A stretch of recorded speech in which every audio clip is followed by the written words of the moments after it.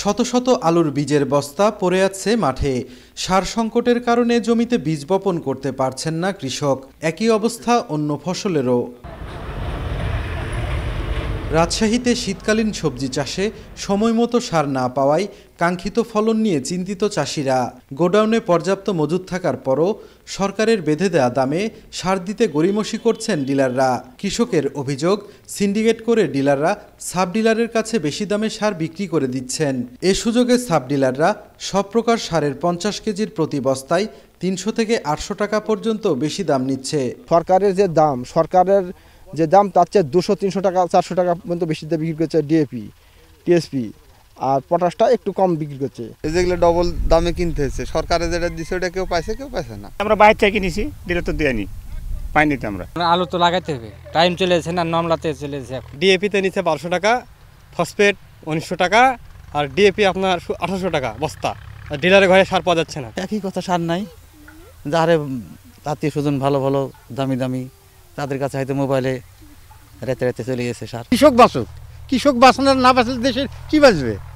দেশের মেরুদণ্ড তো কৃষক। এমন অভিযোগের বিষয়ে জানতে চাইলে ডিলারদের কেউ কেউ অভিযোগ অস্বীকার করলেও অনেকে ক্যামেরার সামনে কথা বলতে রাজি হননি।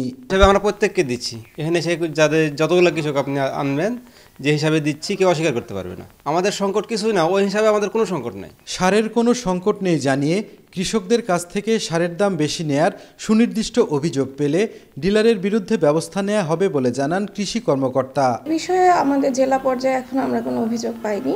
যদি এ ধরনের অভিযোগ পাওয়া যায় সে সংশ্লিষ্ট ডিলারের বিরুদ্ধে অবশ্যই আমরা ব্যবস্থা গ্রহণ করব। এই মৌসুমে আমাদের রাজশাহী জেলাতে সারের কোনো ধরনের সংকট নেই এবং সারটা যাতে সঠিক দামে কৃষকের মাঝে আমরা বিতরণ করতে পারি সে বিষয়ে কিন্তু মনিটরিং জোরদারভাবে করা হচ্ছে। জেলার 2টি গুদামের মধ্যে বাফার গুদামে ইউরিয়া সার মজুদ আছে 9000 মেট্রিক টন, আর বিএডিসির গুদামে TSP 217 metric ton, DAP 1465 metric ton এবং এমওপি 3672 মেট্রিক টন মজুদ রয়েছে। জেলায় মোট সারের ডিলার রয়েছেন 220 জন। সাইফুর রহমান রকি, সময় সংবাদ, রাজশাহী।